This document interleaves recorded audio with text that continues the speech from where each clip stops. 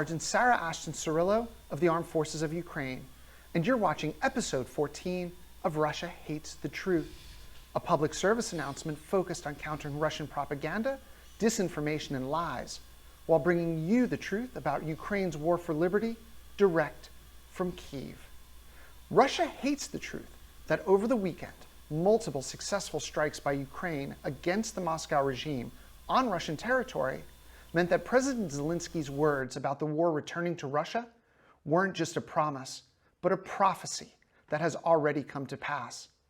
In the same way the soldiers of the Russian armed forces are left to die on Ukrainian land, Putin's cabal of war criminals and terrorists are incapable of protecting the critical infrastructure and defense industry of the failing Russian state. Simple. Russia is defenseless, especially at home. So, we just heard from the transgender soldier from the U.S. who has been named the Ukrainian military spokesperson. That's right, Sarah Ashton Cirillo, right? Was I think a man who became a woman, right? The armed forces, let's read a little bit of that real quick, right? The armed forces of Ukraine have named a transgender soldier from the United States as one of its English-speaking spokespeople. The Kiev Post, an English-language newspaper last week, in a tweet noted Sarah Ashton Cirillo has become a speaker for the Defense Forces. Deputy Minister Hannah Myler is among those who praised Ashton Cirillo. Nice, right? That's awesome. So I have been proven correct, right? What did I say? America leads to Nazis and Bussy, right? Stand by. Yeah, so this is from the from Reuters, right? Oh, stand by. What the hell just happened? Commentary: Ukraine's neo-Nazi problem, right? So Ukraine has a Nazi problem, right? So there are a bunch of Nazis, in Ukraine, and Zio-Nazis and Nazis, right? And they have in their military, right? So basically a bunch of Nazis, bunch of Ukrainian Nazis. And who is their spokesperson?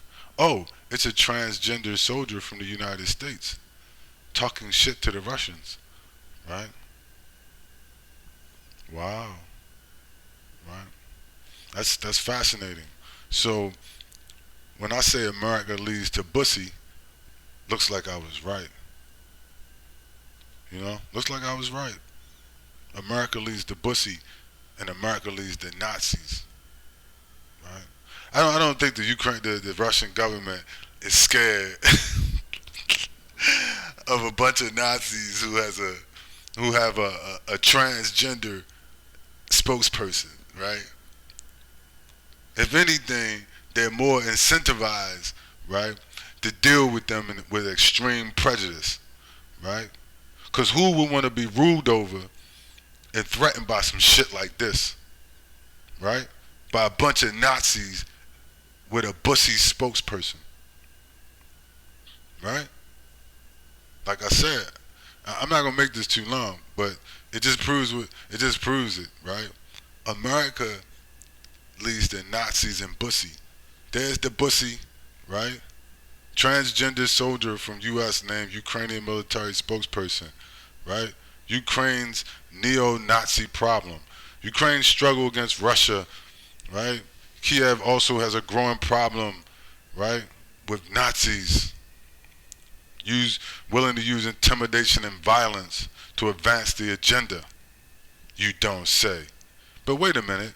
I thought they had a ish president. They say, well, ish and Nazis don't go together, right?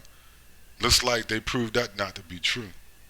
Because here we got a bunch of Nazis, right, in Ukraine. We got Nazi Ukrainians, right? Which is a Nazi organization, right? Ukraine is a Nazi stronghold, right? One of the, if not the original Nazi stronghold, right? And a transgender spokesperson for the Nazis. You can't make this shit up, right? You can't make this shit up, right? Right? So, you know what I mean? It's not, when I say America leads the Nazis and Bussy, or Bussy and Nazis, any way you chop it up, it's not really a slur. It's just the reality of it. You know, that's all I got.